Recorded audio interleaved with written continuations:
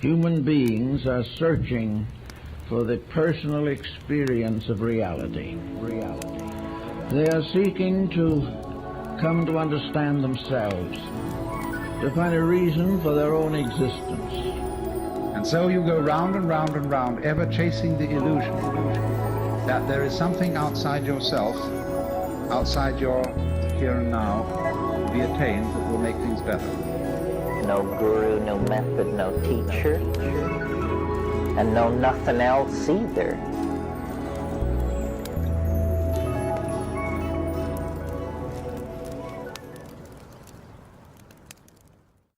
All right, welcome everybody. We have Therese Heart with us here today. Therese, how are you doing? I'm feeling really excited and I'm very, very grateful to be here.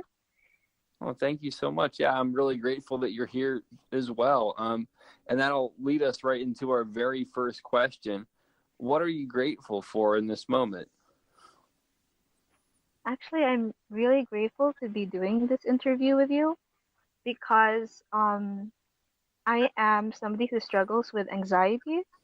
So I feel like every time I choose to show up, it's like this opportunity for me to continue to heal and not be so defined by my anxiety. So I'm, really grateful to say yes and be here. Oh, absolutely. I completely understand. To be honest, too, when I started doing this podcast over 2 years ago, I suffered from crippling anxiety as well. And I really just had to do what you're doing now and just throw myself out there and commit to it. And I really started the podcast as like therapy for myself in lots of ways, like self-directed therapy. And I think that there's so much benefit in doing that and getting comfortable with yourself and your own journey. So I have a lot of respect for that, and I completely understand. Absolutely. My next question for you is, what quotes do you feel most moved by? And can you explain what they mean to you?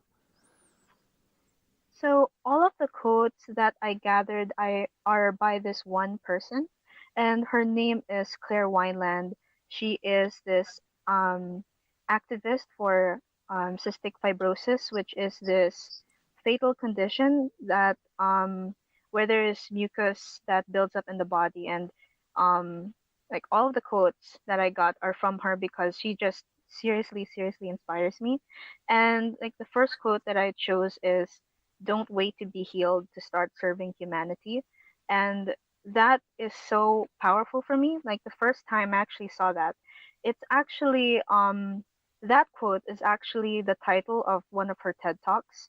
And this really resonated with me, connecting to my anxiety, because I feel like sometimes the anxiety and the feelings of low self-worth, it can get so overwhelming. And I feel like, I'm not perfect enough to do this work. I'm not perfect enough to help people. And this is just so powerful because it's a reminder to all of us that we don't need to be completely healed to start doing the work that we yearn to do, to start helping people. And the second quote is, it's kind of a long one, but it goes, "I'm sure you have challenges, things that you wish you could overcome, or things that you could get over. Stop trying to get over it, because if we're trying to get over all of our problems in our life, then our entire lifetime is just going to be trying to get over problems. That's all there is going to be, and that is not a life to be proud of. Instead, find those challenges in your life and use them and turn them into an opportunity." And I really resonate with that message because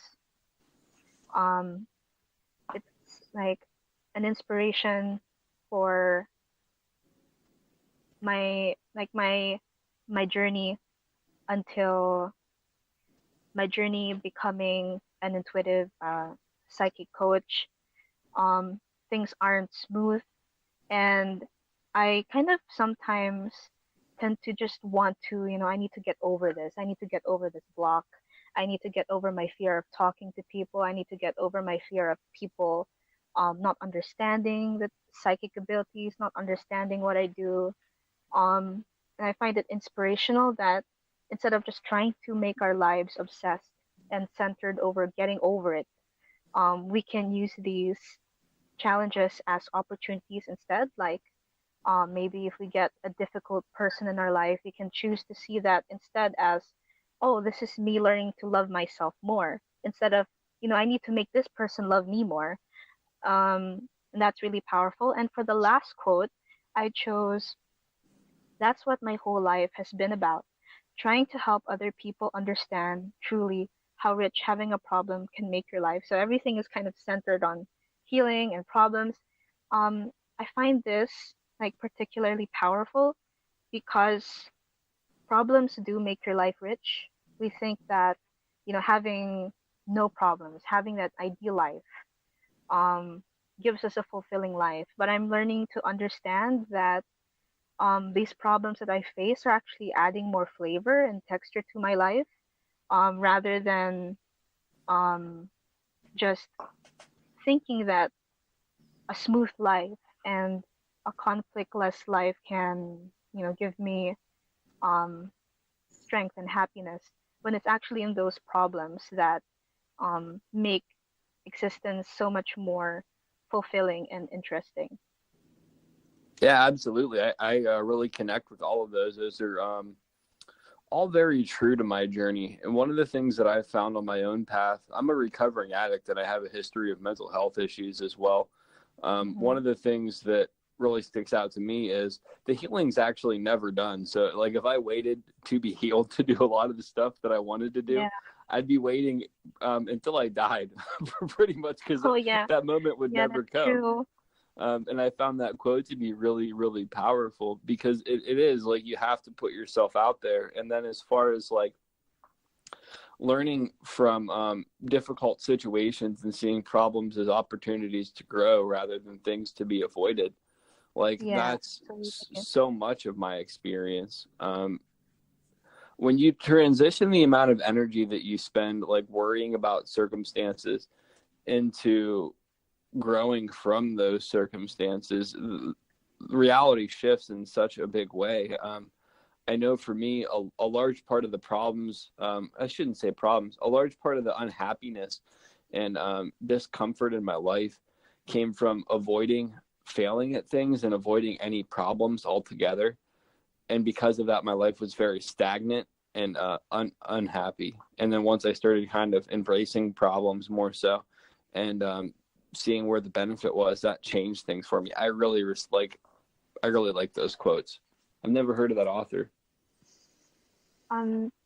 She isn't really like an author. She's more of an activist. Oh. Yeah.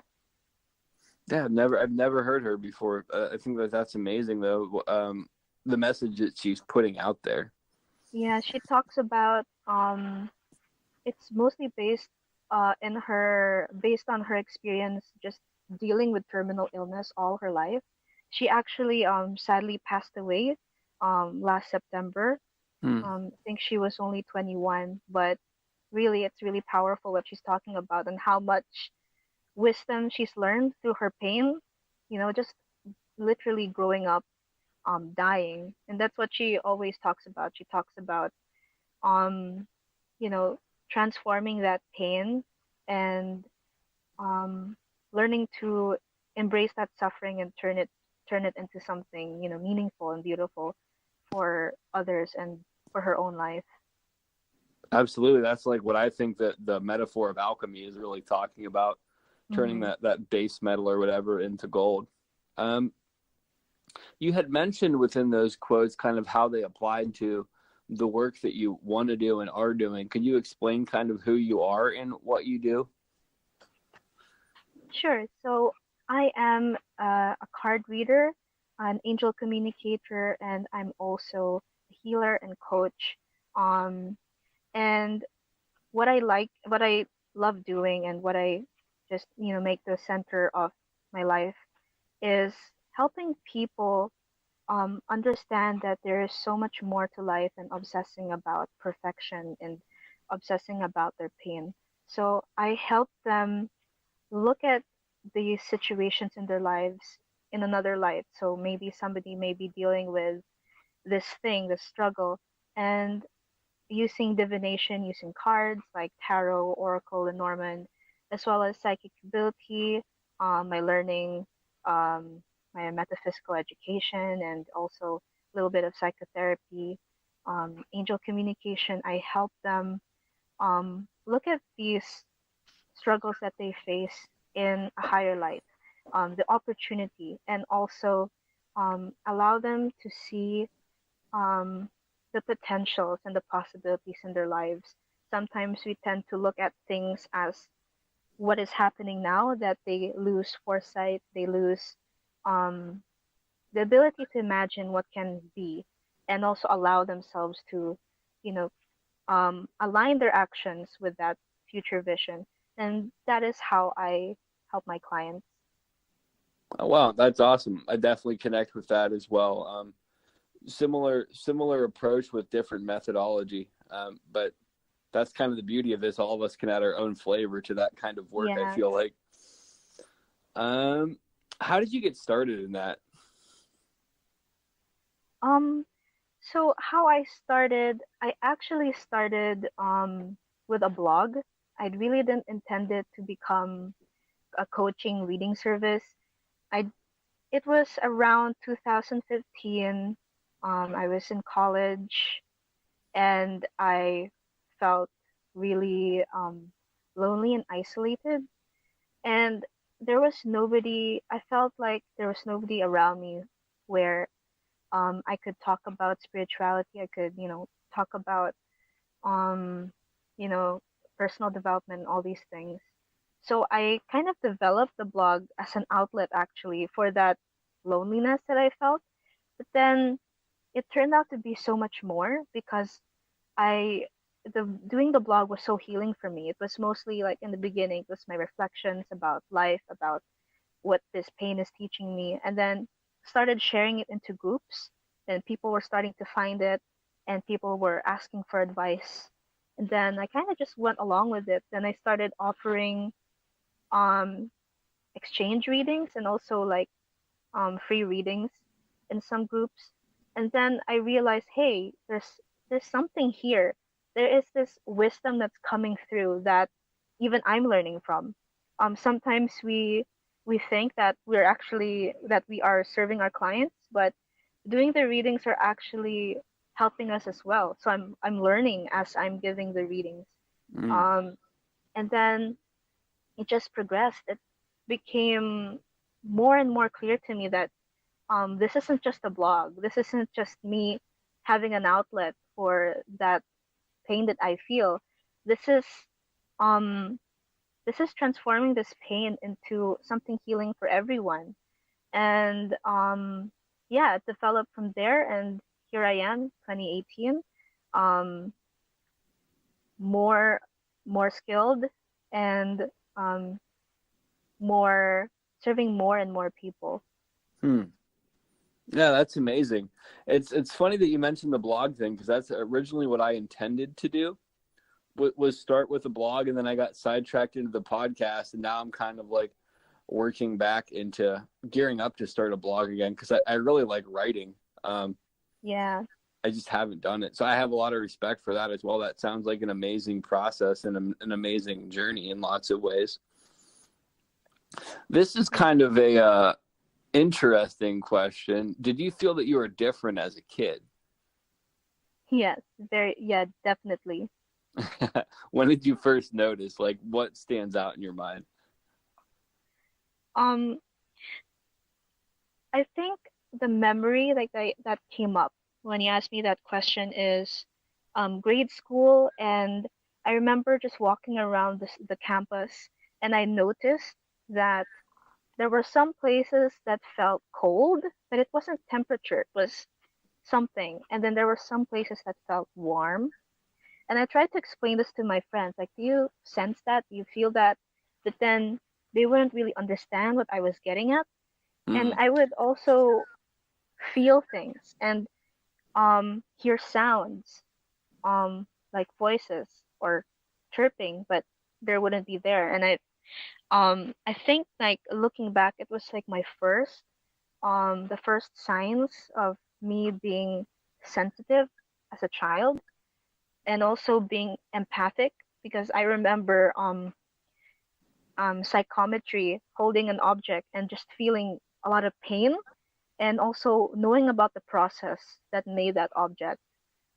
Hmm. There was like this art gallery in the campus, and I would go there in my spare time, and I would just touch the objects and just, feel the emotions that made those objects, the artworks, the meaning.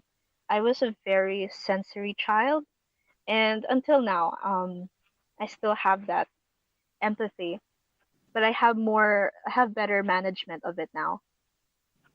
I think that's a very crucial thing to point out too, because being empathic, a lot of people talk about it and give it a bad name, but it's really Yeah. unrefined empathy in a sense. Yeah. And I think that learning how to kind of navigate taking on other people's emotions is crucial to being empathic. I think that a lot of people that have substance abuse issues, like myself particularly, have empathic abilities, but they don't really know how to navigate it. Like, I think there's a lot of gifted people, but I think a lot of people bury their gifts. Absolutely. So if you could have a superpower, like I feel like you mentioned some that you already have, what superpower would you want if you could pick any? This is funny, but I actually thought of flying Mm-hmm. because of the feeling of freedom that it has. Like, I'm a very introverted person, and at first I was thinking maybe like invisibility or something, so I can get away from awkward situations. But then I felt like no, I feel like if I would have a superpower, flying would be great, because I equate like when I think of flying, I actually think about those skydiving videos from the airplane, Hmm. and that feeling of just being able to face that fear of death, of being able to face that unknown. I think it's a really beautiful superpower to have, to be able to fly, because it just feels so limitless being able to fly. Oh, well, I really like how you express that. Other people have said flying before, but I don't think other people have articulated it as beautifully as you. Oh, thank you. Yeah, you're very welcome. I mean, the thing with invisibility too is you could carry like those ninja smoke bombs around in your pocket anyhow, so you can Yeah. like pull off invisibility without needing the superpower. Good choice on flying. I like it. The ninja. Yeah, just carry some smoke bombs around. Google how to make them. What circumstances do you feel shaped your life?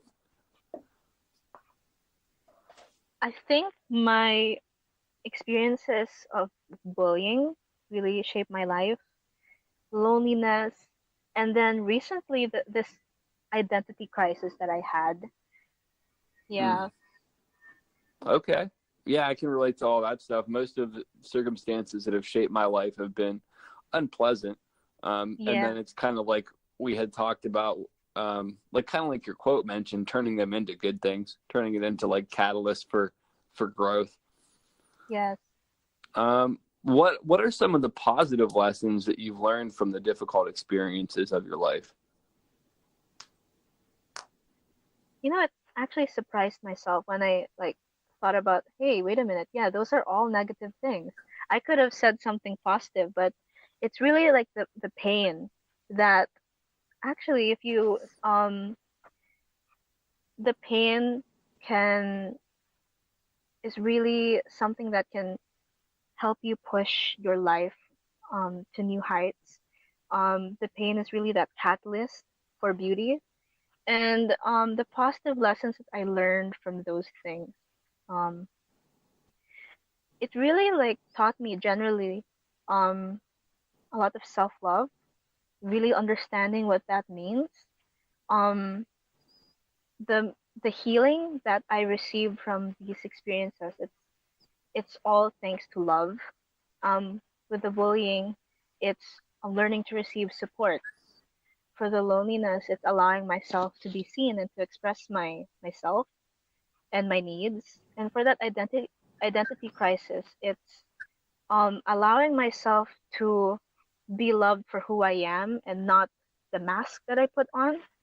Because Mm. last May, June were very confusing months for me because uh I was I dabbled into this um I dabbled into archetypes and parts, and I got a little obsessed with the idea of, oh, people have like these different aspects of their personality, and I felt like I had so much shame around my sexuality. I had so much shame around um a lot of things, like not being strong enough, not being confident enough, and I felt like if I just try to become this person, then maybe I would be acceptable. And what I learned from that is that um I didn't have to be those personas, because um who I am right now, even though I'm a shaky mess, or if I don't feel confident or the best, is lovable, is enough. And that's really the how I chose to deal with those experiences. Yeah, those are all amazing answers. I really think that a lot of people in our culture suffer with the identity crisis thing. Most people don't even recognize that they do, Yeah, because they've put up so many masks, they don't even recognize that they're I wearing know. one. I put on Uh, really, I put on a thick mask. mm-hmm. Yeah, I mean, and it seems like you've sorted through that Yeah. relatively quickly. I mean, for me, it took me years and all sorts of different personalities and all sorts of different things for me to really come to the conclusion that I'm okay as I am, and people are gonna like me for who I am, and people are gonna hate me for who I am. But what's important is that I love me for who I am, and Mm-hmm. the right people will find me. Like, Actually, what happened May and June, it was kind of like a resurfacing of unprocessed trauma and pain.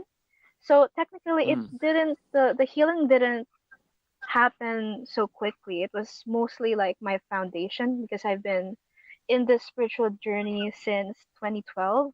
So it was kind of I had that foundation building up. So when it happened again, I kind of had those core values and those core lessons that I needed to take myself through. And I also had, this is really important, um that support system. Good mm. friends who would actually call you out and not just, keep it to themselves. That's actually what really helped me. Um, and it's also part of, that thing I mentioned about receiving support and being receptive to it. It's really important to have those, those kind of friends who would be honest enough to tell you, something's up and we need to talk about it. And I really, really appreciate that. Wow, that's amazing, and it's almost synchronistic because everybody in my life keeps telling me that I need a support group, and I Oh, keep on putting it off. So it's funny how wow. how that keeps on Synchronicity. surfacing. Um, One of the things that I really appreciate, though, is the fact that you made it clear that it wasn't this is instant transition. Mm-hmm. And I think that's important for a lot of people to recognize, because it's easy to hear somebody's story, even like somebody who, like me, who's lived through similar stuff, and assume that it was quick for you, even knowing that my process took years and Oh, years it and took years, and it's years. still ongoing. Mm-hmm. And I think that that's a very realistic approach to put it out, that it took a lot of time, and that it wasn't something that you've done on your own, Yeah. that there's been other people. So I have a lot of respect for that. This is kind of a fun question, because we've been kind of hitting some heavy stuff. So I like to sprinkle it up with a little bit of light and lightness. What songs or bands have lyrics that resonate with you the most right now? This question is kind of difficult because some of the songs, well, actually, most of the music that I listen to are kind of just ambient tracks that don't really have singing, or if it's singing, it's really repetitive and it's just accompanying the songs. But I can talk about that song that really helped me heal during that beginning those beginning year where I decided to, start my spiritual journey. It's this song called Song from a Secret Garden by Secret Garden. And it's this really beautiful, I can't really describe like the genre, but it's very ethereal, and it's a really important song to me because um you know before, when my empathy wasn't really strong and healthy, and I was just absorbing and picking things up, and not being able to sort it out. This song really, like, when I tuned into the song with my empathy, it would just uplift me and help me understand that there is guidance, and there is this universal consciousness and source that is so encompassing and so beautiful and so full of love and limitlessness. It's mostly the feelings. If you notice, it's mostly the feelings that it gives me um that really impacted me. It has some lyrics, but she sings it, I think, in German. So I don't really remember the exact words, but I do remember something about the darkness and the light. But then it's kind of vague. Mm, It's mostly like the feelings that I get. So the song again is Song from a Secret Garden by Secret Garden. very cool. Yeah, music has been a big part of my journey, and I actually am kind of delving into a lot of ambient stuff now as well. But I think that you really can, especially if you're empathic, you can pick up a lot of feeling from music, and there's a lot of information that's transmitted through it without even having to hear lyrics or understand the lyrics. Um, this is a more deep question. How would you kind of explain your spirituality? Um, so I started with the New Age, and then I, learned some more things, got a bit more grounded, and I consider myself omnist. And omnist is when you respect all paths and um, you see all these paths as sacred. Yeah.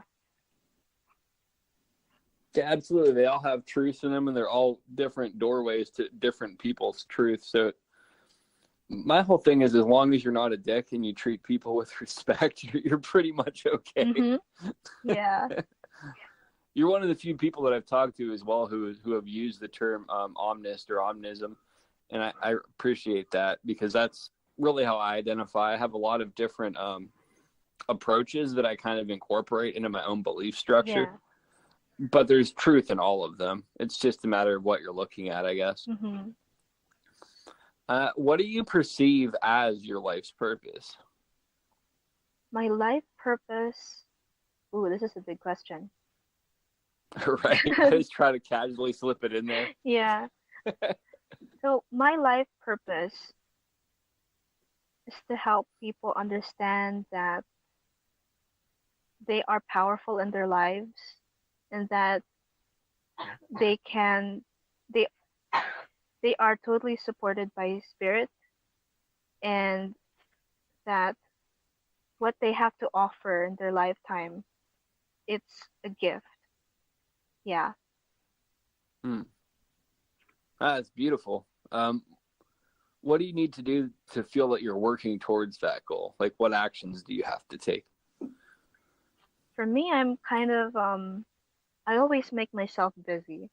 Um I always think about, okay, how can I spread the message today? I do this through blogging. Um, I use social media. I know I should transfer my blogging to my website, but I feel like more people are seeing it quickly on social media. So I like to do that through like photo quotes, sometimes doing readings. Yeah, and how I feel that I'm working towards that goal, it's really when that just allowing myself to put it out there. Sometimes we get bogged down by, okay, the number of people who are seeing it, but if at least one person sees it, then I feel like, that's something, because somebody's able to benefit from that message. Yeah, that's a very good perspective. That's one of the things I have to tell myself sometimes, that it doesn't get received how I want it to, or the number of people don't see it. But it's not number, it's quality of what people take from it. And at least, even if nobody takes anything from it, at least I'm showing up. Yeah. What advice do you have to give for people that might have a similar life purpose, that are just starting on the path? The advice I would give is to really trust in your process. And notice that I say, I put emphasis on the your, because your process isn't going to look like how other people do it. And you have to respect your process. And life really is all about the journey, not really about the destination, because the destination is, we're all going to die someday. So yeah. So we all gotta focus on the journey, on what we can do now while we're still alive and while we're still here. And then the last one is really that you are never alone, because a lot of my life, it's dealing with this feeling of loneliness and isolation. I was at school, I was always alone, due to a lot of trauma from bullying. So it kind of just affected me in every aspect. Actually, my personality shifted, everything. It really changed a lot of things. But thanks to learning about spirituality, opening myself up to my gifts, my empathy, the angels, knowing that you're never alone, it's really important. And also with physically, with the people, your real friends, it's very important to surround yourself with good influences, good people, and especially those people who help you grow and you can grow with. I think those are amazing tips for anybody. And I think that's stuff that, even if people have been on this path for a while, there's still a lot of wisdom in applying that, or maybe applying it on a deeper level. So I appreciate that and respect that a lot. So the next question, I kind of changed how I worded it, because I sent you the questions ahead of time. I kind of changed how I worded it to make it a little bit more clear, because it's kind of a rambling sentence. But the way that I worded it now, if your life was a book, what would the title be? Okay. Okay, I need to think about that. I changed the game on you. I'm sorry. It's okay. That's life. Surprises. I think the title of my life would be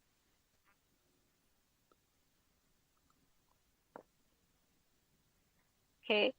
I would say You're Guided by Wings. You're Guided by Wings. Yeah. And that's the name of your podcast, Yeah. correct? You're Guided by Wings? Yeah. I chose that as my title because with the theme of you're never alone, it's really that fact that the spirit guides and people who act as angels in my life, it really helped me become the person I am and who I will be. So I think that it's really important, and that's why I chose it as my title. Oh, that's beautiful. Now you have to write that book too. I put the pressure on you now. So you have a podcast. Where else can people kind of reach out and contact with you? I'll put the links that you mentioned in this part in the description below as well. Okay. People can reach out to my Instagram, that's Guided by Wings. My Facebook is also Guided by Wings. I I also have a website, but it's not complete yet. I'm thinking about completing it by December of this year. So the website is intuitivetherese.com. And then where else? I also have a YouTube. It's also guided by Wings. So those are the platforms people can reach out. Awesome. Yeah. And if you send me the links when we're done chatting, I'll throw them up Yeah, in the sure. description. So it'll be super easy for everybody to find you. Thank you. Who inspires you? You're welcome. Um, my online community actually inspires me a lot. Um, you know, as an introverted person and um, going out physically, it's kind of and looking for those kind of people. Sometimes it's difficult. So I'm really, really thankful for, having internet and, having Facebook groups that can allow us to connect to people. And those people I'd really like to give a shout out to. That's Jatan Jones, Leontara, Paloma Lev, Victoria Crossman, Simran Galette, Lauren Malley, Shakisha Reynolds, Tamara Powell, Alison Cladhammer, and of course Claire Wineland. Oh, wow. That's awesome. I respect that so much that it's people that you interact with within your community. That's super powerful and beautiful. Yeah. I have two more questions for you. One is, what books would you suggest to others? I work with my decks more than I read books. So what I'm gonna suggest are the guidebooks of some of these decks. So Oh, that's fine. Whatever works for you. So I really highly recommend Alana Fairchild's Isis Oracle and Crystal Mandala Oracle guidebook. They've helped me through some really difficult times. They are very deep, and they really help you see things in different perspectives, things that I haven't considered before. And then on maybe aside from a deck, I'd also recommend Will Ross's books on REBT. And REBT is Rational Emotive Behavioral Therapy. And this is a modality that is so super helpful for me because I noticed, like, with my personality type and due to my upbringing, um, I noticed that I have the tendency to interpret falsely some experiences. Like, let's say I just see somebody and they're giving me a bad look, and in my head, I'm already thinking about all, like, a completely different, big, exaggerated situation. Like maybe they hate me or something. And this is like, I